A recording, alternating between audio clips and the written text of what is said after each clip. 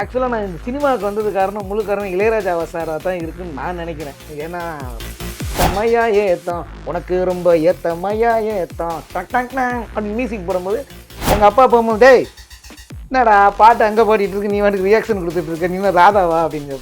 எங்கள் அம்மா வந்து குடும்பஸ்தன் படம் பார்த்துட்டு ஏன்னா இப்படி இருக்கிற சிகரெட்டாடா, அம்மா சிகரெட் இல்லாமல் ஆர்ட் டைரக்டர் வந்து சும்மா உங்களுக்கு எந்த கதாபாத்திரத்தில் நடிக்கணும்னு ஆசை சார்? சார்லி சாப்ளின் இருக்கார்ல.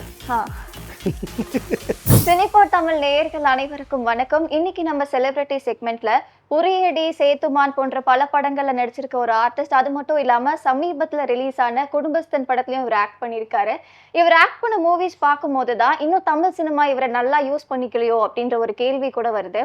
ஸோ நம்ம கூட இணைஞ்சிருக்காரு ஆக்டர் சுருளி அவர்கள். வணக்கம் சார். வணக்கம். வணக்கம் சார். உங்களுக்கு முதல்ல நீங்க படம் நடிக்கும் போது அந்த ஃபர்ஸ்ட் டைம் அந்த ஆக்ஷன் அப்படின்ற அந்த வார்த்தையை கேட்கும் போது உங்க உணர்ச்சிகள் எப்படி இருந்தது? எப்படி சந்தோஷப்பட்டீங்க? எல்லா கலைஞன் மாதிரி நானும் சந்தோஷப்பட்டேன். ரொம்ப ரொம்ப சந்தோஷமாக இருந்தது. நான் கிராமத்திலேருந்து சிவகங்கைங்கிற ஒரு சின்ன கிராமம், சிவகங்கை பக்கத்தில் கீழக்கண்டனிங்கிற கிராமத்திலேருந்து கிளம்பி வந்து ஆஃபீஸ் பாய் வேலையிலேருந்து தொடங்கி பல கடுமையாக எல்லாம் சினிமானா கஷ்டம் அப்படின்னு சொல்லி பயமுறுத்தி வச்ச அந்த கஷ்டங்களெல்லாம் தாண்டி வாய்ப்பு கிடச்சி ஆக்ஷன் அப்படின்னு சொல்லும் போது அப்பா ரைட் அப்படின்ட்டு ரொம்ப சந்தோஷமாக அதில் சந்தோஷம் இருந்தது. ஓகே. அப்போ நீங்கள் ஏன் சார் ஃபஸ்ட்டு நான் சினிமாக்குள்ளே வரணும், எப்படியாச்சும் சினிமாக்குள்ளே போயிடணும் அப்படின்னு நம்மளுக்கு ஒரு பாயிண்ட்ல தோணும்ல, அது எப்போ தோணுச்சு, ஏன் தோணுச்சு? அதுக்கு காரணம் எங்கள் சின்ன வயசுலேருந்து எங்கள் வீட்டில் செந்தமிழ் நகரில் தான் நாங்கள் ஃபஸ்ட்டு இருந்தோம். அப்போ எங்கள் வீட்டு பக்கத்தில் அமுதா திரையரங்கம்னு ஒரு திரையரங்கம் இருந்தது. இந்த திரையரங்கத்தில் கேப்டன் பிரபாகரன், அதாவது அப்போல்லாம் படங்கள் வந்து ரிலீஸ் வராது, 2 வருஷம் கழிச்சு அதான் போடுவாங்க சின்ன இதில். அப்போது அந்த சத்தம் சின்ன வயசில் இருக்கும் போதே அந்த போகும்போது அந்த போஸ்டரை பார்க்குறது, done done done done done அந்த மியூசிக் கேட்கும், அந்த இசை. ஆக்சுவலாக நான் இந்த சினிமாவுக்கு வந்தது காரணம் முழு காரணம் இளையராஜா சாராக தான் இருக்குன்னு நான் நினைக்கிறேன். ஏன்னா பஸ்ஸில் போகும்போது அவர் பாடல்கள் கேட்குறது, அந்த பாடல்கள் கேட்கும்போது ஒரு சனம் தூங்கிருச்சு ஏத்தம்மையா ஏத்தம் உனக்கு அப்படியே நானே எனக்குள்ளே சின்ன வயசுலேயே ராதா மாதிரியே பண்ணி அதான் ஒரு படம் பார்த்தேன்னா ராதா மேடம் படம் பார்த்தேன்னா ஏத்தம்மையா ஏத்தம் உனக்கு ரொம்ப ஏத்தம்மையா ஏத்தம் டக் டக் டங் அப்படின்னு மியூசிக் போடும்போது இசையில் அந்த எனக்கு அந்த நடிப்பு வர ஆரம்பிச்சு. எனக்குள்ளே தோணுச்சு. எங்கள் அப்பா போகும்போது டேய் என்னடா பாட்டு அங்கே பாடிட்டு இருக்கு, நீ வாட்டுக்கு ரியாக்ஷன் கொடுத்துட்டு இருக்க, நீ ராதாவா அப்படின்னு. படங்கள் பார்த்து பக்கத்துலேயே திரையரங்கம் இருந்தது. எங்கள் அத்தை என்ன பண்ணுவாங்கன்னா அவங்க சின்ன வயசுலேயே கணவனை இழந்துட்டாங்க. அப்போ எங்கள் தாத்தா என்ன பண்ணுவாங்க, சின்ன வயசுலேயே குழந்தை 2 பேர் இருக்காங்க, அவங்க எங்கள் வீட்டில் தான் வளர்ந்தாங்க. இப்போ எங்கள் அத்தை வீட்டில் தான் எல்லாருமே இருந்தோம். அப்போ என்ன பண்ணாங்கன்னா தன் கணவனை இழந்த 1 வருஷத்தில் அவங்களால அந்த துக்கம் தாங்க முடியலை. சின்ன வயசுலேயே விதவையானவங்க. பட் அவங்க அந்த கஷ்டத்தை போக்குறதுக்கு எம்ஜிஆர் படங்கள், விஜயகாந்த் படங்கள் போகும்போது கூட்டிகிட்டு போகும்போது என்னைய அவங்க பிள்ளைங்களே எல்லாத்தையும் கூட கூட்டிகிட்டே போவாங்க. அப்போ சொல்லப்போனால் அங்கேருந்து தான் சினிமா பைத்தியம் எங்கள் அத்தை மூலம் பிடிச்சிச்சுன்னு எனக்கு தெரியலை. சினிமான்னு கூட்டிகிட்டு போய் அந்த சினிமாவை அது ஆக்கிரமிச்சிருச்சுன்னு. அதுபோல் எனக்குள்ளே உள்ள ரத்தத்தில் இருந்திருக்கா என்னன்னு தெரியல. எங்கள் தூரத்து உறவினர் நடிகர் சுருளிராஜன் எங்கள் அம்மாவோட உறவினர்னு சொல்லுவாங்க. எங்கள் அம்மா சொல்லுவாங்க, எங்கள் அம்மாச்சி சொல்லுவாங்களாம், சுருளிராஜன் வந்து நம்ம தூரத்து உறவினர், எங்கள் அம்மாச்சி வழியில் ரத்த உறவினர்னு சொல்லுவாங்க. ஒருவேளை அவர் தான் அவர் இறந்ததுக்கப்புறம் தான் நான் வந்து அவர் தான் வந்து பிறந்துட்டார் போல இருக்குது அப்படின்னு சொல்லுவாங்க. சும்மா இப்படி விளையாட்டுக்கு பேசுவாங்களே வீட்டில். அதேமாதிரி எங்கள் தாத்தாவோட தம்பி வந்து ஒரு நாடக கலைஞன். நாடகத்துக்கு கல்யாணம் பண்ணாமலே எங்கள் தாத்தாவோட அப்பாவோட தம்பி நாடகத்திலே முருகன் வேஷம் போடுவார், வள்ளி திருமண வேஷம் போட்டு அங்கேயே நடிச்சிக்கிட்டு இருக்கும்போதே இறந்துட்டார். கல்யாணம் பிரம்மச்சாரியாக வாழ்ந்தார். ஸோ அவங்க ரத்தத்தில் ஒரு வேளை பிளட்டில் இருந்து வந்ததா என்னங்கிறது எனக்கு தெரியலை. மொத்தத்தில் எனக்கு இன்ட்ரெஸ்ட் இருந்தது, வந்துட்டேன். ஓகே.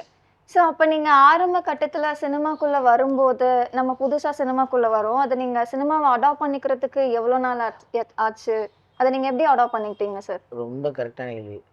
ரொம்ப பதட்டமாக இருந்தேன். எப்படின்னா சினிமாவுக்குள்ளே வரும்போது ரொம்ப, அதாவது இப்போ உள்ள ஆளுகளுக்கு இப்போ எல்லாமே கிடச்சிருச்சு, ஈஸியாக கிடைக்கிது. அப்போ அப்படி கிடையாது. நான் வந்து ஆதம் பாவான்னு சொல்லி ஒருத்தர் வேட்டை புலின்னு ஒரு ஆஃபீஸ் போட்டிருந்தார், ஜேகே ரித்தீஸ் வச்சு. நான் மார்க்கெட்டிங்கில் இருந்தேன். நம்ம வந்தது எதுக்காடா, சினிமாவுக்கு தானே வந்தோம். நம்ம வந்து ஆஃபீஸாக ஏறிட்டோம், வாய்ப்பு கிடைக்கல, ஒரு அசிஸ்டன்ட் டைரக்டராக இருந்து நம்ம ப்ளே பண்ணிடுவோம் அப்படின்ட்டு நான் அசிஸ்டன்ட் டைரக்டராக அவர்கிட்ட வாய்ப்பு கேட்க போகிறேன். அவர் சொல்கிறாரு அசிஸ்டண்ட் அவரோட உதவியாளர் தம்பி யூசப்னு சொல்லி சொல்கிறாரு, அசிஸ்டன்ட் டைரக்டர்லாம் இங்கே இல்லை, எல்லாருமே இப்படியே கையை வச்சுட்டே வராங்க, எவனா ஆஃபீஸ் பாய்க்கு வர மாட்டாங்க, நீ வேணா ஆஃபீஸ் பாயா சேர்ந்துக்கிறியான்னாரு. சும்மா இங்கே கயத்தை பிடிச்சி ஏறுவோம் அப்படின்ட்டு நான் அங்கே தான் அடாப்ட் பண்ணிக்கிட்டேன். நான் ஆஃபீஸ் பாயா வந்த உடனே என்னை வந்து ரொம்ப, அது வந்து தப்பான விஷயம் கிடையாது, வந்த உடனே எல்லா ஆஃபீஸ் பாயும் ஓடுறானுங்க.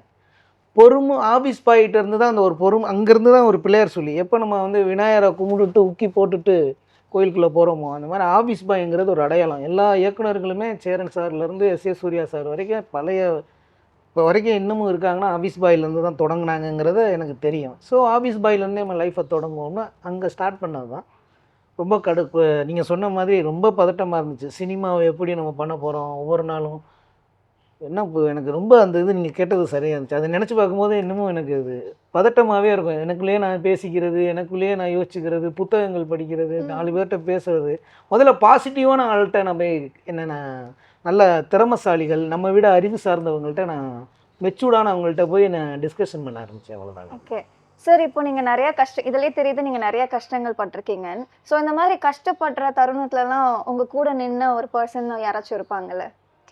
எங்கள் அம்மா, எங்கள் அப்பா, என்னோட அக்கா, தங்கச்சி எல்லாருமே என் கூட சப்போர்ட் பண்ணாங்க. இப்போ என் ஒய்ஃப் சப்போர்ட் பண்ணுறாங்க. அப்போது இவங்கெல்லாம் சப்போர்ட் பண்ணாங்க. என்னுடைய ஃப்ரெண்டு ஒருத்தர் நண்பன் ராமநாதன் சொல்லி, என்னோட உயிர் நண்பன், அவன் பேரில் தான் எனக்கு உரியடியே ராமநாதன் கிடச்சிச்சா என்னன்னு தெரியல. அவன் எனக்கு ஓரளவுக்கு சப்போர்ட் பண்ணான், ரூம் சப்போர்ட்டில் பண்ணான். இன்னொரு நண்பன் சிவா, அவன் எனக்கு சப்போர்ட் பண்ணான். அதாவது சப்போர்ட்னா வாடகைலாம் சில நேரங்களில் இந்த மாதம் கொடுக்க வேணாண்டா, நீ கஷ்டப்படுறாடா, பரவாயில்லடா அப்படின்னு எனக்கு கொஞ்சம் கொஞ்சம் சின்ன சின்னதாக, அதுக்காக ரொம்ப சப்போர்ட் பண்ணல. ஏன்னா நான் சோம்பேறி ஆகிடக்கூடாதுன்னு அவங்க நினச்சாங்க, வேறு ஒன்றும் இல்லை. ஓகே, இப்போ நீங்கள் முதல் படம் நடிக்கும் போது நம்மளுக்கு ஒரு பதட்டம் இருக்கும்ல, பதட்டம், பயம், ஒரு நல்ல ஃபீல், குட் ஃபீல் கூட சொல்லலாம். அந்த மாதிரி நீங்கள் ஃபர்ஸ்ட் படம் நடிக்கும் போது உங்களுக்கு என்ன மாதிரி உணர்ச்சிகள் இருந்துச்சு? மஞ்சப்பையில் நடிக்கும்போது எனக்கு டைலாக் கிடையாது. அதாவது நான் வந்து உரியடியில் தான் ஃபஸ்ட்டு கமிட் ஆகிறேன். உரியடி படம் தான் எனக்கு ஃபஸ்ட்டு கமிட் ஆனது. நான் உரியடியில் ஒரு பெரிய ரோல், என்னை வந்து இரவு நேரத்தில் ஒரு ஈவினிங் மதியான நேரத்தில் போய் விஜயகுமார் இயக்குனரை சந்திக்கிறேன். பொன்முடி மாஸ்டர் தான் எனக்கு அனுப்பி வைக்கிறார். எனக்கு ஆக்டிங் ட்ரைனிங் கொடுத்தவர் ஒருத்தர். எனக்கு இயற்கையாகவே ஆக்டிங் இருக்குன்னு அவர் அடிக்கடி சொல்லுவார். பட் எனக்குள்ளே சின்ன சின்ன லேக் இருந்தது. அது எனக்கு சரி பண்ணது பொன்முடி பிளாக் சினி லேபில். அவர் வந்து எனக்கு சிவன் பார்க்கில் தான் ஆக்டிங் ட்ரைனிங் கொடுப்பாங்க அவங்க. ரொம்ப எனக்கு அங்கே சொல்லி கொடுக்குற இடத்துல எனக்கு இந்த மாதிரி விடியும் வரை விண்மீன்கள் ஆகும்னு ஒரு படம் இருக்குடா, அங்கேருந்து அது உரியடி கிடையாது, முதல்ல விடியும் வரை விண்மீன்கள் ஆகும். ஓகே, அது ஒரு வந்து சொன்னாங்க, அந்த டைட்டில் இருக்குது. அங்கே அந்த ஒரு படம் என்னமோ ஒரு ப்ராஜெக்ட் ஒன்று இருக்குது, அங்கே போய் நீ போய் ஆடிஷனில் அட்டன் பண்ணு அப்படின்னாங்க. ஆடிஷனில் அட்டன் பண்ணும்போது சத்தியமாக சொல்கிறேன், எனக்கு கிட்டத்தட்ட இப்போ தான் கொஞ்சம் ஓரளவுக்கு ஆடிஷனில் அட்டன் பண்ணுறேன்னா தெரியல. ஆடிஷனில் எனக்கு ஸ்டார்ட் கேமரா ஆக்ஷன் சொன்னால் இங்கே நடிப்பு வந்துடும். ஆடிஷனில் அட்டன் பண்ணும்போது மட்டும் எனக்கு ரொம்ப பதட்டம் இருந்துச்சு, ரொம்ப பயம் இருந்துச்சு. அப்போ அவர் கண்டுபிடிச்சிட்டார், இவன்கிட்ட திறமை இருக்குது, ஆனால் ஆடிஷன் பண்ணும்போது மட்டும் தலைவன் சொதப்புறியான், சரி இவனை ஃப்ரீயாக விட்டுருவோம் அப்படின்ட்டு வேறு கேரக்டருக்கு தான் எனக்கு செலக்ட் பண்ணியிருந்தார். என்னை அனுப்பிட்டு மறுபடியும் நைட்டு 10 மணிக்கு கால் பண்ணி வா அப்படின்னு கூப்பிட்டார். நைட்டு எனக்கு 10 மணிக்கு மறுபடியும் அந்த வேறு ராமநாதன் கேரக்டருக்கு ஆடிஷன் பண்ணுறாரு. பண்ணி எனக்கு முத ஆடிஷன் பண்ணி அவர் தான் பண்ணது. ஆக்சுவலாக மஞ்சப்பையில் நான் டைலாக் இல்லாமல் தான் நடித்தேன். ஜட்டி தெரிகிற மாதிரி இருக்குட்டாங்கன்னு நடிச்சு ராஜசுதந்திரன் சார்ட்ட முதுகில் அடி வாங்கினேன். அப்போ எனக்கு தெரிஞ்சிச்சு, பெரிய ஜூனியர்கிட்ட அடி வாங்கினோம்டா ராஜசுதந்திரன் சார், பெரிய ஆள் ஆயிடலான்டான்னு. அதுக்கப்புறம் சார் வந்து உரியடியில் எனக்கு வாய்ப்பு கொடுத்தது. முதல் போகும்போது அந்த பதட்டங்கள் இருக்க தான் செய்யும். ஓகே சார், இப்போ வந்து நம்ம ஒரு படத்தில் நடிக்க போகிறோம் அப்படின்னா நம்ம தயார்படுத்திக்குவோம் இல்லையா? அது மாதிரி சுருளியான உங்களுக்கு நீங்கள் முதல்ல படத்தில் நடிக்கும் போது உங்களை தயார்படுத்திக்கிறதுக்கு நீங்கள் எந்த மாதிரி கஷ்டம்லாம் பட்டீங்க? எவ்வளோ நாள் ஆச்சு நீங்கள் ஒரு படத்தில் நடிக்கிறதுக்கு நான் என்னை தயார்படுத்திக்கிறதுக்கு இவ்வளோ நாட்கள் நான் எடுத்துக்கிட்டேன் அப்படின்னா எப்படி சொல்வீங்க? உடம்பு தான் செல்வம். ஓகே, அது மட்டும் எனக்கு தெரிஞ்சிருச்சு. 4 மணிக்கு எனக்குள்ளேயே நான் நினச்சிக்கிட்டு 4 o'clock எந்திரிக்க ஆரம்பித்தேன். முதல்ல எனக்கு முதல்ல 8 மணிக்கு எந்திரிச்சிக்கிட்டு இருந்தேன். 4 o'clock எந்திரிக்க ஆரம்பித்தேன். குளிச்சிடுவேன், 4 மணிக்கு எந்திரிச்சு குளிச்சிடுவேன். குளிச்சுட்டு நம்ம என்ன பண்ணலாம், நமக்கு இயற்கையாகவே நடிப்பு இருக்குது, ஆனால் யாருமே நமக்கு தெரிஞ்சவங்க இல்லை. செலியன் சார் கூட எனக்கு சிவகங்கைக்காரங்க தான், ஆனால் நான் போய் பார்க்கல. செலியன் சார் வந்து பேரரசு சார் சிவகங்கை தான், யாருமே பார்க்க முடியலை என்னால். ஏன்னா நமக்கு ஒரு அடையாளம் வேணும்ல, போய் பார்க்க போகிறோம்னா எல்லாருமே ஊர்லேருந்து கிளம்பி வந்துட்டு தானே இருப்பாங்க. நம்ம அடையாளப்படும் போது தான் சரி வந்துட்டு ஒரு சின்ன தீப்பொறி இருக்குது இதை பெருசாக்கி விடுவோன்னு அவங்க நினைப்பாங்க. இப்போ எனக்கு வந்து அடையாளங்கள் இல்லை. நான் என்ன யோசிக்கிறது, எனக்குள்ளே நான் என்ன யோசிக்கிறது, எனக்குள்ளே நான் என்ன தேடணும், அவ்வளோதான். எனக்குள்ளே நான் தேடும் போது என்ன என்ன பண்ணணும், நான் காலையில் எந்திரிச்சேன், ஓகே. நல்லா உடற்பயிற்சி பண்ணேன், வாக்கிங் பண்ணேன். வாக்கிங் பண்ணும்போது எனக்குள்ளே சிந்திச்சேன், நான் என்னடா பண்ணணும், நான் என்ன தான் செய்யணும், அப்போது ஒன்று பண்ணலாம் அப்படின்னு. அதில் தான் நான் நான் தான் சொல்கிறேன்ல, நான் எனது வாழ்வியலை வச்சு தான் நான் எனக்குள்ளே தேடினேன். ஆஃபீஸ் பாயிலேருந்து எம்எம்எஸ் மூர்த்தின்னு ஒருத்தர்கிட்ட போய் அசிஸ்டண்ட்டாக சேர்ந்தேன். அவர் தான் பொன்முடி மாஸ்டருங்கிறவர்கிட்ட ஆக்டிங்கில் சேர்த்து விட்றாரு. நான் அங்கே ஆக்டிங்கில் காலையிலேருந்து மதியானம் வரைக்கும் அவர் கூட தான் ட்ராவல் பண்ணுவேன். பார்ட் டைம் ஜாப் நீங்கள் முக்கியமாக ஒன்று கேட்கலாம். ஓகே. நான் வந்து இங்கே சினிமாவில் தக்க வச்சதுக்கே ஒரு பார்ட் டைம் ஜாப் எனக்கு தேவைப்பட்டது. வீடு வீடாக போய் மிக்ஸி கிரைண்டர் டெலிவரி பண்ணுவேன். மேடம் மிக்ஸி வேணுமா, மேடம் கிரைண்டர் வேணுமா, இது டெலிவரி பண்ணுவேன். ஓகே. மிச்ச நேரங்களில் சாம்ஸ் சிகரெட்டு அது எனக்கு அதுக்கப்புறம் ஒரு புகை சம்மந்தப்பட்டது போட வேணான்னு நின்றுட்டேன். ஒரு சாம்ஸ் சிகரெட்டு கொடுப்பாங்க. பார்ட் டைம் ஜாப் 3 மணி நேரம் இந்த ஏரியா ஃபுல்லாக சிகரெட்டு பாக்ஸு டெலிவரி பண்ணணும். இந்த வேலைகள் தான் ரொம்ப பார்த்துக்கிட்டு இருக்கேன். மிச்ச நேரங்களில் ஆக்டிங்னா என்ன, எப்படி நம்ம போய் ஒரு ஆஃபீஸை அப்ரோச் பண்ணணும், ஒரு ஃபோட்டோ எப்படி எடுத்து போய் பண்ணணும், ஒரு அசிஸ்டன்ட் டைரக்டரை எப்படி ஃபாலோ பண்ணணும் அப்படிங்கன்னா எனக்கு அங்கே சில இடங்களில் நண்பர்கள்லாம் சொல்லிக் கொடுத்த இடங்கள் இருக்குது. அவ்வளோதான் விஷயம். அது எனக்குள்ளே நான் தேடிக்கிட்டேன். சுற்றி இருக்கிற நண்பர்களும் என்ன பண்ணாங்க. அதுபோக நான் நடித்த படங்களில் என்னுடைய இயக்குனர்கள்லாம் என்னை மோல்டு பண்ணி விட்டாங்க. இப்போ நான் உங்களை பார்க்குறேன்ல, எனக்கு இங்கே ஒரு அனுபவம் கிடைக்குது. நண்பரை பார்க்கும்போது எனக்கு ஒரு அனுபவம் கிடைக்குது. பொன்முடி மாஸ்டரை பார்க்கும்போது எனக்கு அனுபவம் கிடைச்சது. ஆதம் பாவா சாருக்கு பார்க்கும்போது ஆஃபீஸ் பாயை வேலை பார்க்கும்போது எனக்கு அனுபவம் கிடைச்சது. ஏன்னா பாத்ரூம் காலையில் வந்தோன்னே கக்கூஸ் கழுவணும், பாத்ரூம் கழுவிட்டு கிச்சனெல்லாம் ரெடி பண்ணணும். வெறி வந்துருச்சு. டேய் என்னை இவ்வளோ நல்லா எம்காம் படித்தவன்டா, என்னை இப்படி பண்ணிட்டீங்களாடா, சரி ரைட்ரா நான் வந்துடுவேன்டா அப்படின்ட்டு இப்படியே சுற்றி டிஃபன் பாக்ஸ்லாம் கழுவி வச்சுட்டு ராமசாமி மெஸ்ஸுக்கு ஒரு சைக்கிள் கொடுப்பாங்க. கேகே நகர் காமராஜர் சாலையிலேருந்து ராமசாமி மெஸ் இருக்குது, அங்கே அம்பிகாம்பேரில் இருக்கும். அதில் மாட்டிக்கிட்டு இதில் 7G ரேபோக்கான மியூசிக் போட்டுருவேன். காதில் ஹெட்ஃபோன் போட்டு எனக்குள்ளே ஒரு மியூசிக் போட்டுக்கிறேன், நான் ஜெயிச்சிருவேன்டா அப்படின்னு ஓடுவேன். இப்படியே டெய்லி பண்ணிகிட்டு இருந்தேன் 1 வருஷம். எனக்குள்ளேயே நான் வெறியை உண்டாக்கிக்கிட்டேன்.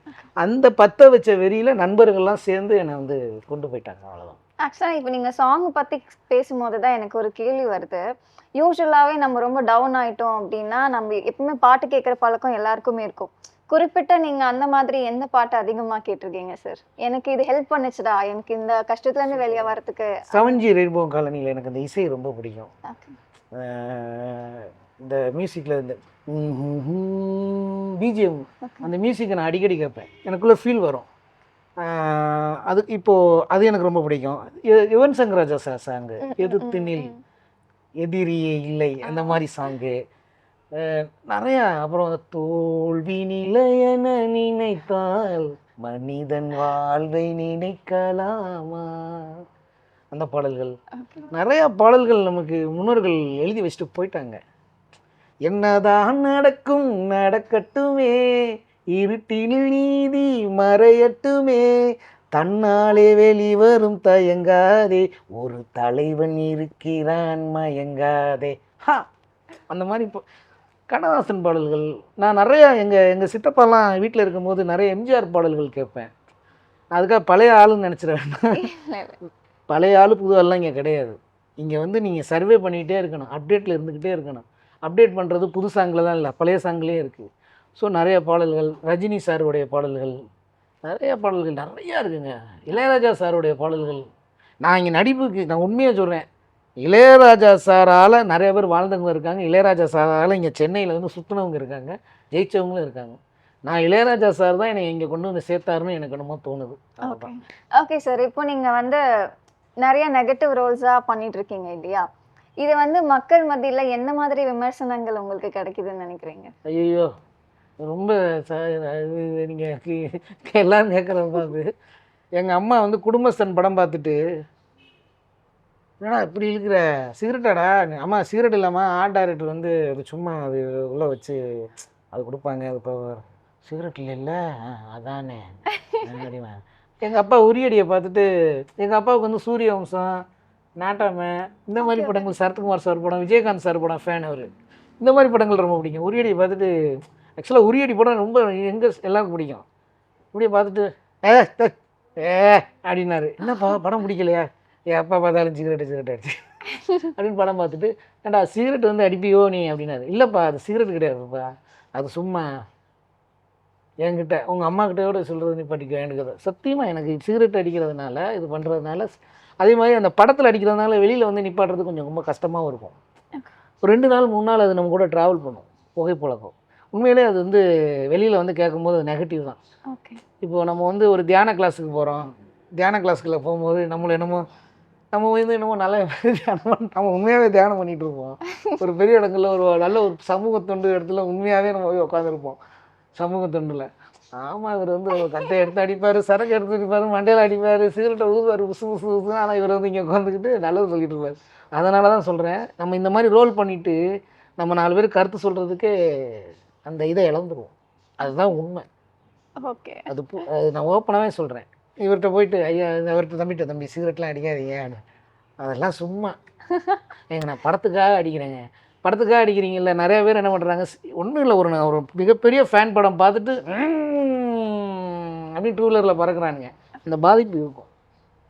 நம்ம அண்ணன் அடிக்கிறாரா அப்படின்னா என் தம்பி என் சித்தப்பா மைண்ட்லேருந்து எங்கள் அக்கா மைண்ட்லேருந்து எல்லாம் ஆமா நீ ஏன் படத்தில் அடிச்சுட்டு தானே இருக்க போமாமா அப்படிலாம் சொல்லதான் செய்வாங்க. உண்மையாக தானடா சரக்குலாம் குடிக்கிற, நல்லா குடிப்ப போல இருக்கு, சும்மா நடிக்கிறேன்டா, நீ உண்மையாக குடிக்கிற அதான் தெரியுது, அந்த உணர்வுலாம் அப்படியே தெரியுது ஃபேஸில். உண்மையாக குடிக்கிறவங்களுக்கு அந்த உணர்வு வரும், அவங்களுக்கு தெரியுது, அப்டேட் ஆகுறாங்க. ஸோ எனக்கு பாதிப்பு இருக்குது, என் குடும்பம் சுற்றி நடக்குது, இது உண்மைதான், பொய்யெல்லாம் கிடையாது. ஆனால் நம்ம அதை மேட்ச் பண்ணுறோம், அவங்கள வந்து சமாளிக்கணும், அவ்வளோதான். Okay sir. இப்போ நீங்கள் வளர்ந்து வரும் நிறைய ஆர்டிஸ்ட் கூட நடிச்சிட்டு இருக்கீங்க இல்லையா, உங்களுக்கு நிஜமாக பர்சனலாகவே எனக்கு கம்ஃபர்டபுளாக இருக்குது இவங்க கூட நடிச்சது அப்படின்னு யாராச்சும் இருக்காங்களா? உரியடி விஜயகுமார் சார், மணிகண்டன், இப்போ குடும்பத்தில் நடிச்சில்ல மணிகண்டன் சார், இப்போ ஆர்டிஸ்ட் போன சசிகுமார் சாரோட ஐயத்தியம் சின்ன ரோல். அது வந்து கொரோனா லாக்டவுனில் டைரக்டர் உண்மையிலே ஒரு சின்ன ரோல் பண்ணுறீங்களா சொல்லி, நான் ஐயோ பண்ணுறேங்க ஃபைனான்ஸ் ரீதியாக ஏதோ ஒன்று சின்ன ரோல் பெரிய ரோல்லாம் இங்கே கிடையாது பண்ணிடணும். சசிகுமார் சாரோட எனக்கு ரொம்ப கம்ஃபர்டபுளாக இருந்தது. அண்டு இப்போ என்ன சொல்கிறது, அருண் விஜய் சாரோட தடம் பண்ணேன், ஆனால் பண்ணலை, அவர் காம்பினேஷனில் பண்ணல. தடம் நான் நடிச்சிருக்கேன் மகிழ் திருமணி சார் படத்தில். பட் மகிழ் திருமணி சாரோட அந்த டைரக்ஷனில் நடிக்கும்போது எனக்கு ரொம்ப என்ஜாய் பண்ணி பண்ணேன். அந்த இது புது நடிகர்கள் நிறையவரோட இப்போ நடிச்சிட்ருக்கேன்ல, அதுவும் நல்லா உண்மையிலே என்ஜாய்மெண்ட். எனக்கு விஜயகுமார் சாரோட நடிக்கும்போது எனக்கு என்னுடைய உண்மையான நடிப்புங்கிறது அவர் வெளியே கொண்டு வரும். மணிகண்டன் சாரோட நடிக்கும்போது எனக்கு ரொம்ப ஜாலியாக இருக்குது. ஓகே, ஜாலியாக இருக்கு, ஜாலியாக இருக்குன்னு நினைக்கிறேன். மணிகண்டன் வந்து ஒரு உண்மையிலே நல்ல அற்புதமான மனிதன், யதார்த்தமாக ரியாலிஸ்டிக்கான ஆள், ஒரு எந்த ஒரு இதுவும் கிடையாது, வந்தாவே இருக்காது. கேரளா சொல்லி வாங்க அப்படின்னு கூப்பிடுவார், கூப்பிட்டு அப்புறம் சாப்பிட்டீங்களா அப்படிங்கப்பாரு, சாப்பிட்டேஞ்சி, சின்ன டைலாக் தான் ஒன்றும் கிடையாது, அப்படி போயிட்டே இருக்கலாம் அப்படிப்பாரு. அதே மாதிரி அவர் மூடில் இருக்கும்போது எனக்கு சார் அந்த டைலாக் என்ன சார், நான் இருந்துக்கிட்டு பார்த்துட்டு ஒரு டைலாக் பேசுவோம், அடுத்த சார் அந்த டைலாக்ன்ட்டு போயிட்டார், இந்த டைலாக் அவர் எனக்கு அந்த டைலாக்கை சொல்லி கொடுத்துட்டு அந்த டைலாக் அவர் மூடுக்குள்ளே போயிடுவார். சில நடிகர்கள் வந்து எப்பா நீ தானேப்பா உன் டைலாக்கை பார்க்கணும், எந்த ஒரு ஈகோ எந்த ஒரு இதுவுமே அவர்கிட்ட இருக்காது, ஜாலியான டைப்பு. இப்போ கூட காலைல ஃபோன் பண்ணேன் எடுக்கலை, பட் ஒருத்தவங்க ஃபோன் எடுக்கலன்னு தப்பாக நினச்சிடக்கூடாது, அவங்க பல வேலைகளில் இருக்கலாம். நிறைய பேர் என்ன பண்ணிடுறாங்க, இப்போ நம்மளே இப்போ இன்டர்வியூ பேசிகிட்டு இருக்கோம், என் நண்பர் ஒருத்தன் ஃபோன் அடிக்கிறான்னு வச்சுங்களேன், உடனே நம்ம தப்பாக நினச்சிடுறோம். அதான் கிடையாது. எவ்வளோ பெரிய வளர்ந்து வந்தாலுமே அவங்க ஃபோன் எடுக்க முடியலன்னா ஓகே, அவங்க ஏதோ ஒரு நல்ல விஷயத்தில் இருக்காங்க, என்னைக்காவது ஒரு நாள் அழைப்போறோம், நம்ம அமைதியாக இருந்துடும். So Manikandan sir is best actor. Uriyadi Vijayakumar சார்கிட்ட நடிப்பு நிறைய விஷயம்.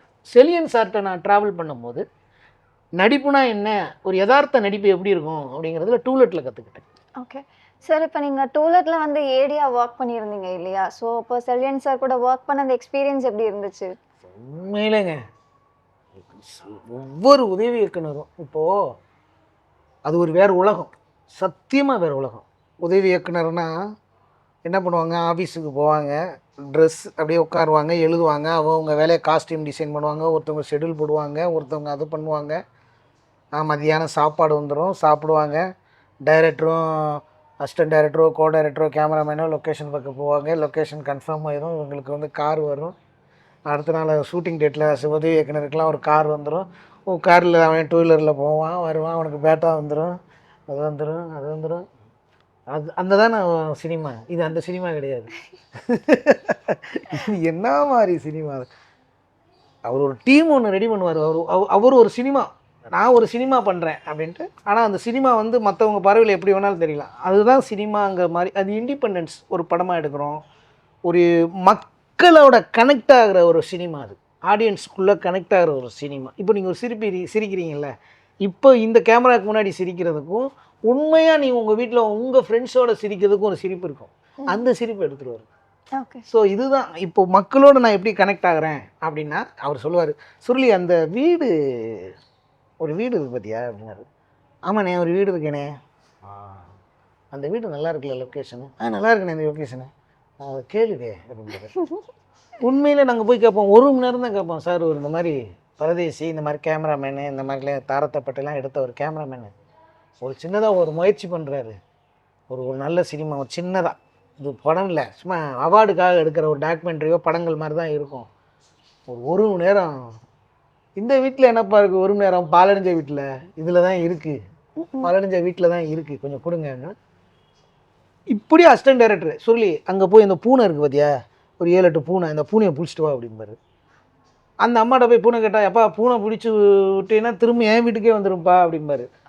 சொல்லி நான் ஷார்ட்டில் வச்சுருவார். சொல்லி பூனையை விடு அப்படிம்பாரு. பூனையை விடுவேன், பூனை பறந்து ஓடும். அடுத்த பூனையை விடு, 7 பூனை வரும். 7 பூனையை விட்டியா அப்படின்னா, 7 பூனையை விட்டேனே. அடுத்து இன்னொரு ஆளை கூப்பிடுவார், ராஜமாண்டி ராஜன் அந்த பூனையை மறுபடியும் பிடிச்சிட்டு வாங்க அப்படிம்பாரு. பூனையை பிடிச்சிட்டு வரணும், மறுபடியும் பூனையை விடணும், கரப்பாம்பூச்சியை பிடிக்கணும். கதை கொடுத்துட்டாரு. கதையில் 3-4 தடவை நாங்கள் கதையை படிச்சிட்டோம். பிளானிங் பண்ணுறாரு. இந்த வீடு இந்த ஹீரோக்கும் இந்த ஹீரோயினிக்கும் இந்த மாதிரி வீடு வேணும். இந்த வீடு ஹவுஸ் ஓனருக்கு மேலே மாடியில் இந்த மாதிரி இது இருக்கும். அவங்க தேடும் போது இந்த மாதிரி ஸ்கெட்ச் ஓவியமாக இந்த மாதிரி ஒரு வீடு வேணும். வீடு தேடுறோம். ஒரு மாதம் லொக்கேஷன் தேடுறோம், 1.5 மாதம் லொக்கேஷன் தேடுறோம், வேர்வை சிந்துறோம், அலையிறோம். அப்போ இங்கே மேனேஜர் வேலை பார்க்குறோம், அசிஸ்டன்ட் டைரக்டர் வேலையும் பார்க்குறோம், இத்தனை வேலை பார்க்குறோம். எல்லா வேலையும் டூலெட்டில் பணியாற்றுனதில் எனக்கு எல்லா வேலையும் தெரிஞ்சது. இந்த லென்ஸு அதை பற்றி எனக்கு தெரியாது சத்தியமாக. ஒரு படம் எப்படி எடுக்கணும் அப்படிங்கிறத ஓப்பன் பண்ணி இதையா படம் அப்படின்றது. சிறுலி அந்த ஐஸ்கிரீம் கடைக்காரர் இருக்கார், வண்டி ஐஸ் விற்றுட்டு போகிறார்ல இந்த பெரியவர், அவரை கூட்டு வா அப்படின்னாரு. ஐயா எதுக்குண்ணே? அவரை கூட்டு வா, நடிக்கணும். ஐயா இங்கே வாங்க அப்படின்னு கூப்பிட்டு வரோம். அது என்ன எதுக்கு கூப்பிட்டிய? ஐஸ்கிரீம் வேணுமா அப்படின்பாரு. இல்லை நீங்கள் நடிக்கிறீங்களா? நான் எதுக்கு நடிக்கணும்? அதான் நான் வாழ்க்கையிலே நடிச்சிக்கிட்டு இருக்கேனே. ஒன்றும் இல்லை, இங்கே வாங்க கூப்பிட்றாங்க, வாங்க ஒன்றும் இல்லை, சின்ன ஷார்ட் ஃபிலிமு நடிக்க வாங்க. எனக்கு என்னப்பா நடிக்க தெரியும்? ஆனால் அவரை நடிக்க வச்சுருவார். ரோட்டில் பயணம் செய்கிறவனை அவர் நடிக்க வைப்பார். ஏங்க எனக்கு நடிக்க தெரியாதுங்க. அட நீ நடிக்கவே வேணாம், கையை காட்டுங்க போதும் அப்படின்ட்டுவார். ஆனால் கேமராக்கு முன்னாடி வேலை வாங்கிடுவார். அவர்கிட்ட ஒரு திறமை இருக்கிறத வெளியே கொண்டு வந்துடுவார். அதுதான் சினிமா அப்படின்னு. அந்த ஒரு சினிமா, இங்கே ஒரு சினிமா ஆடிஷனில் தானே அட்டன் பண்ணு, டயலாக் கொடு, இந்த இடத்துல ரியாக்ஷன் பண்ணு, இந்த பையன் இந்த கேரக்டரை பண்ணிடுவானா, இந்த பையன் இந்த கேரக்டரை பண்ண முடியாதா, இதில் ஏகப்பட்ட ஆவி. ஒரு 4 செவத்துக்குள்ளே உட்கார்றத ரோட்டில் போகிற ஒரு ஐஸ்கிரீம் கடைக்காரனோ ஒரு மீன் வெட்டுற பொம்பளையோ அதை பண்ணிடுவார். ஒரு மீனை எப்படி இது பண்ணுறாங்க, ஒரு இதை எப்படி நறுக்கிறாங்க, அதை எப்படி செய்கிறாங்க, அதை ஒரிஜினலாக எடுத்து அவங்க முகத்துக்குள்ளே நடிப்புங்கிறது என்ன, நம்மளை சுற்றி இருக்கிறது தான். காற்று, இயற்கை, அந்த மலை, கரப்பாம்பூச்சி, பள்ளி, நம்ம சுவாசிக்கிற காற்று, நம்மளோட முகம், நம்ம கண், நம்ம சட்டை, நம்ம பேண்ட்டு, எல்லாமே உணர்வு இருக்குது நம்ம சுற்றி. அதை சேர்ந்து தான் அந்த அந்த ரியாலிஸ்டிக்கான அந்த நடிப்பு. அதான் அவர்கிட்ட கற்றுக்கிட்டேன். ஓகே. ஸோ ஆல்மோஸ்ட் நீங்கள் எனக்கு எல்லா வாக்கும் தெரிகிற மாதிரி அப்படி தான் இருக்கு இல்லையா? ஸோ இந்த மாதிரி இருக்கும்போது சுருளி சார் உங்களுக்கு எனக்கு இந்த மாதிரி ஒரு கதாபாத்திரத்தில் நடிக்கணும் அப்படின்னு ஆசை இருக்கும்ல. எல்லாருக்குமே மீடியாக்குள்ளே வந்துச்சுன்னா எனக்கு இந்த ரோலில் நடிக்கணும் அப்படின்னு இருக்கும். அப்படி உங்களுக்கு எந்த கதாபாத்திரத்தில் நடிக்கணும்னு ஆசை சார்? சார்லி சாப்ளின் இருக்கார்ல, பண்ண முடியாது, அவர மாதிரி பண்ணணும்னு ஆசை. வேற இல்லை, சார்லி சாப்ளின் பழைய பிளாக் அண்ட் ஒயிட்டில் பண்ணுறோம். உங்களுக்கு அந்த மாதிரி ஒரு கதாபாத்திரத்தில் நடிக்கணும்? ஆக்சுவலாக ட்ரை பண்ணோம், அது பண்ண முடியல. இந்த சார்லி சாப்ளின் சார் வீடியோலாம் பார்க்குறீங்க, அந்த மாதிரி எனக்கு பண்ணணும் ஒரு ஆசை. ஒரு காமெடியாக நகைச்சுவை, டயலாக்கே இல்லாமல். ஏன்னா ரியாக்ஷன் எனக்கு ரொம்ப பிடிக்கும். எனக்கு அதிகமாக படங்களில் டயலாக் பேசுகிறதோட நான் செலியன் சார்ட்ட இருந்ததுனால எனக்கு அது செலியன் சார் அடிக்கடின்னு சொல்லுவார், ஆடியன்ஸ் அறிவாளியாக பாரு, புத்திசாலியாக பாரு, ஏன் முட்டாளை பார்க்காது, ஒரு விஷயத்த ஒரு தடவை சொன்னால் போதும் அப்படிம்பாரு. ஓயாமல் சொல்ல மாட்டார். அவள் வந்துக்கிட்டு இருக்கா ஏன் வந்துக்கிட்டு இருக்கா, அவள் வந்துக்கிட்டு இருக்கா அப்படின்னு கத்துவாங்கல்ல, அதெல்லாம் பண்ண மாட்டேன். ஸோ எனக்கு வந்து டயலாக்கே வேணாம், ஒரு சினிமா பண்ணணும். ஓகே.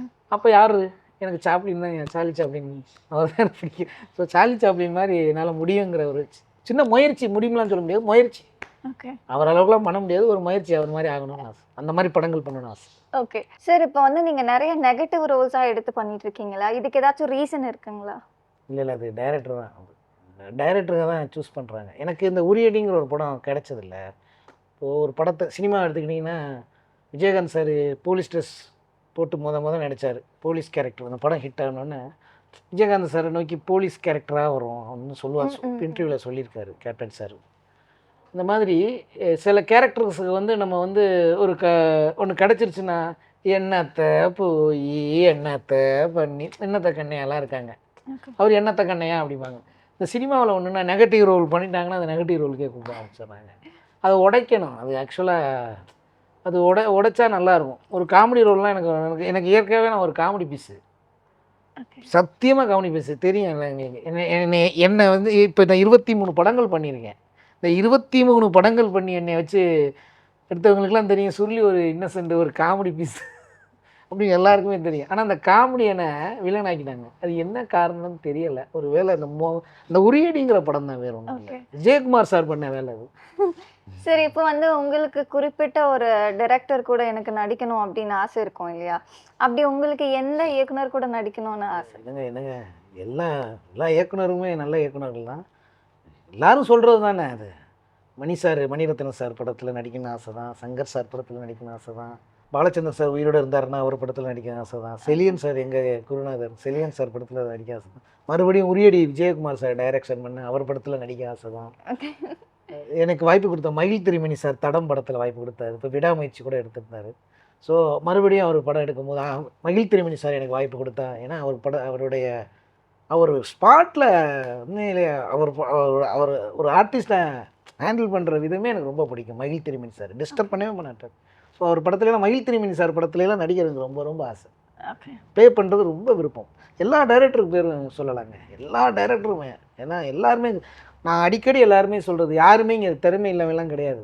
வாய்ப்பு கிடைச்சது, வாய்ப்பு கிடைக்காதவன் அவள் தான். யாரையுமே இங்கே முட்டாள் நினைக்கக்கூடாது. இவெல்லாம் என்னத்தடா படம் பண்ண போகிறான்னா அவன் தான் உங்கள் கண்ணு முன்னாடி வந்து நிற்பான். யாரையுமே ஒரு பார்வையில் பார்க்கவே கூடாது.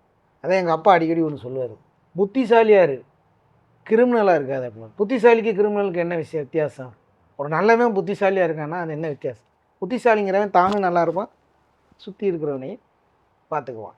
கிரிமினல் என்ன பண்ணுவான், தான் மட்டும் நல்லா இருக்க மட்டும்தான் நினைப்பான், சுயநலவை. அந்த கிரிமினலுக்கு நல்லவன் கூட கிரிமினலாக தான் தெரிவான், கிரிமினலாக தான் தெரிவான். ஸோ நம்ம ஒரு வேலையில் நம்ம புத்திசாலித்தனமாக செய்யணும். அதேமாதிரி கஷ்டப்பட்டு உழைக்கணும் அப்படிம்பாங்க. கஷ்டப்பட்டுலாம் இங்கே ஒன்றுமே உழைக்க தேவையில்லை, புத்திசாலித்தனமாக உழைக்கணும். ஒரு கட்டில் மேலேருந்து தூக்கிட்டு வரோம், அந்த படிக்கட்டில் தூக்கிட்டு வரோம் அப்படிங்கும்போது செவத்தையெல்லாம் ஒட்டச்சு டம் நான் கடுமையாக தூக்கிட்டு வரேன்னு உடைக்க முடியாது. கட்டில் எதுக்குடா தூக்கிட்டு வர, அதாவது ஸ்பேனரை வச்சு கழட்டிட்டோம்னா அக்கா இன்னும் தூக்கிட்டு வந்துட வேண்டியது. ஒவ்வொரு இதுலையும் புத்திசாலித்தனமாக பண்ணணும், யாருக்கும் பாதிப்பு இல்லாமல். ஸோ நீங்கள் விஷயம் தான் இதை சேர்த்து சொல்லிட்டேன், புரிஞ்சுக்கிறீங்கன்னு நினைக்கிறேன். ஓகே சரி, இப்போ உங்களுக்கு முதல்ல வாய்ப்பு கொடுத்த டைரக்டர் இல்லை நான் சினிமாக்குள்ளே வரதுக்கு இவங்க எனக்கு பெரிய உதவியாக இருந்திருக்காங்க அப்படின்னு இருப்பாங்க இல்லையா? அவங்களுக்கு நீங்கள் இந்த தருணத்தில் என்ன சொல்லணும்னு நினைக்கிறீங்க சார்? எனக்கு வந்து இப்போ என்னுடைய அடையாளம் என்ன, இப்போ நான் சாமிநாதன் என்ற சொல்லி என்னோடய இனிஷியல் என்ன, வி. எங்கள் அப்பாவுடைய இனிஷியல் தான் எனக்கு வி. சினிமாவோடைய என்னுடைய இனிஷியல் வந்து எனக்கு கொடுத்தது உரியடி. இந்த உரியடி மூலம் தான் எனக்கு விஜயகுமார் சார் தான் எனக்கு. அவர் எங்கே இப்போ கூட எனக்கு கான்டாக்ட் கிடையாது, அவர்கிட்ட பேசிய 2 வருஷத்துக்கு மேலே ஆயிடுச்சு. அவர் ஒரு பாதையில் போகிறாரு, நம்ம பாதையில். விஜயகுமார் சார், அதுக்கப்புறம் எனக்கு Cheliyan sir. Okay, Vijayakumar sir, Cheliyan sir, Sethumaan director Tamil, இந்த மாதிரி இயக்குநர்கள். ஆனால் முதல் வந்து விஜயகுமார் சார் தான், அடுத்து செலியன் சார். இந்த 2 பேருமே எனக்கு வந்து மிகப்பெரிய அனுபவத்தை கொடுத்துருக்காங்க. விஜயகுமார் சாரும் செலியன் சாரையும் நான் லைஃப்பில் மறக்கவே முடியாது. அடுத்து தமிழ் சார், மகிழ் திருமணி சார், இவங்கெல்லாம் எனக்கு அவங்ககிட்ட இருந்து நான் கற்றுக்கிட்டேன். ஓகே சார், இப்போ யங் ஆர்டிஸ்டாக வரவங்க எல்லாருமே வந்து சினிமாக்குள்ளே வரும்போது ஹீரோவாக ஆகணும் அப்படின்னு தான் வராங்க. யாருமே வந்து இந்த நெகட்டிவ் ரோலராக ப்ரிஃபர் பண்ணுறது இல்லை. அவங்களுக்குலாம் என்ன சொல்ல விரும்புகிறீங்க சார்? அதை எப்படி பார்க்குறீங்க? நீங்கள் இந்த ஹீரோனா என்ன அப்படின்னு நினைக்கிறீங்க? நீங்கள் என்ன சொல்கிறீங்க? ஹீரோனா என்ன? 5 பேருக்கு முன்னாடி சண்டை போடுறது, 10 பேருக்கு ஒரு பொண்ணை கையை பிடிச்சி விட்டோன்னா ஃபைட் பண்ணுறது, அது அது ஹீரோ கிடையாது. கதையில் என்ன இருக்குது? கதையில் நெகட்டிவ் ரோல் தான் ஹீரோனா ப்ளே பண்ண வேண்டியதான். இங்கே நெகட்டிவில் காமெடி, குணச்சித்திரம் இதெல்லாம் ஒன்றுமே இல்லை. அந்த கேரக்டர் அதை உருவாக்கிக்குது, வேறு ஒன்றும் இல்லை. இப்போ நான் இருக்கேன் ஒரு விசேஷத்தில் வந்து எனக்கு வயசு ஒரு 40 வயசு ஆகுது, 39 வயசு ஆகுது, ஒரு 23 வயசு பொண்ணை நான் காதலிக்கிறேன். காதலிக்கும்போது அந்த பொண்ணு என்னை லவ் பண்ணுது, நானும் அதை லவ் பண்ணுறேன். எனக்கு பொண்ணு இல்லை, எனக்கு கல்யாணம் எனக்கு எனக்கு வந்து யாரும் பொண்ணு கொடுக்கல, சாரி பொண்ணு இல்லைன்னு சொல்லிட்டு மாற்றி பொண்ணுக்கு யாருமே எனக்கு கொடுக்கல. நான் அந்த பொண்ணுக்கு லவ் பண்ணுறேன். ஏஜ் டிஃப்ரெண்ட் ஆகுது, ஆனால் அந்த பொண்ணுக்கு என்னை பிடிச்சிச்சு, அதுக்கு என்ன பிடிச்சிருச்சு. ஏஜ் டிஃப்ரெண்ட் ஆகுது அப்படின்னு ஒரு மெத்தட் வருதுன்னு வச்சுக்கோங்க. நான் யாருக்கு இல்லைன்னா தெரியுவேன்? அப்பா அம்மாவுக்கு இல்லைன்னா தெரியுவேன். இந்த பொண்ணுக்கு நான் ஹீரோ தான். ஸோ நம்மளை சுற்றி எது நிரூபிக்குது? கதை நிரூபிக்குது. அந்த கதையில், அந்த கதாபாத்திரத்தில், அந்த கதை ஓட்டத்தில் அப்படி அது எல்லாமே நிரூபிக்கும். இப்போ நான் அந்த கதையில் வில்லன் ஆயிடுறேன். அவங்க அப்பா அம்மா என்ன பண்ணுவார், என் பொண்ணை நீ எப்படி வந்து நீ வந்து ஓகே இவன் இந்த வயசு டிஃப்ரெண்ட்டில் என் பொண்ணுக்கு நான் டாக்டர் மாப்பிள்ளை பார்க்குறேன், இன்ஜினியர் மாப்பிள்ளை பார்க்குறேன், ஒரு திரைப்படத்தில் நடிக்கக்கூடியவன் வந்து ஒரு ஏஜ் டிஃப்ரெண்ட்டுக்குள்ளவன் எப்படி என் பொண்ணை கல்யாணம் பண்ணலான்னு அவங்க அப்பனுக்குன்னு எனக்கும் சண்டை நடக்குதுன்னு வச்சுக்க. நான் ஒரு கட்டத்தில் அவங்க அப்பனையே தூக்கி போட்டு மிதிச்சு போடுறேன். அப்படிங்கும்போது அந்த பொண்ணுக்கு முன்னாடி நான் வில்லன் ஆகிடுறேன். ஸோ இங்கே என்னென்னா வில்லன் ரோல் பண்ணுறவங்க எல்லா கேரக்டருமே பண்ணலாம். ஒரு ஹீரோவே வில்லன் ரோல் பண்ணலாம். சேது சார்லாம் பண்ணிட்டு தானே இருக்கார், விஜய் சேதுபதி சார். இங்கே villain role, hero role, comedy role எதுவுமே இங்கே ஒன்றுமே கிடையாது. கேரக்டர் நமக்கு செட். ஒரு கேரக்டராக ஒரு டைரக்டர் எழுதுறாரு, சுருளியோட முகம் இப்படி இருக்குது, இந்த ரோல் பண்ணால் நல்லாயிருக்கும், ஒரு இன்னசென்ட்டான கேரக்டரு, சரி இந்த கதையை இதை நோக்கி தான் எல்லாம் கதையாக நகலுது, இந்த கட்டவனை நோக்கி தான் இந்த கதை எல்லாம் நகலுது அப்படிங்கும்போது நான் இங்கே கதையின் நாயகனாக மாறிடுறேன். அவ்வளோதான். ஓகே, தகடு தான், சத்யராஜ் மாதிரி தான். தலையில் விற்க மாட்டினாங்க, நான் ஹீரோ ஆகிட்டேன் அப்படின்னு. அவ்வளோதான். காமெடி படம் பண்ணணும்னு ஆசை. நகைச்சுவை திரையரங்குக்குள்ளே வந்தால் நல்லா கலன்னு சிரிச்சுட்டு வாய் வலிக்க வெளியே போகணும். அஞ்ச போய் ஒரு சேனு வரேன், ஒரே அடியில் வில்லானா தானே நடித்தேன். நல்ல நடிகர் படத்தில் நடித்தா தான் ஃபேமஸ் ஆக முடியும். அந்த விருது இருக்குது பார்த்தீங்களா, இந்த விருதில் அடியில் எனக்கு சென்னைக்கு அனுப்பின என் நண்பர் இருப்பான் ஒரு இடத்துல. தெரியும் சார், ரொம்ப சோதிச்சுட்டாங்க. எனக்கு உண்மையிலே மேடம் 6 மாதத்துக்கு முன்னாடி பொண்ணு பார்க்க வரும்போது என்னை ஏன் மேடம் வேணான்னு சொன்னீங்க, அதைத்தான் சொல்லி பார்க்குறேன், வெரி குட் அப்படின்னு.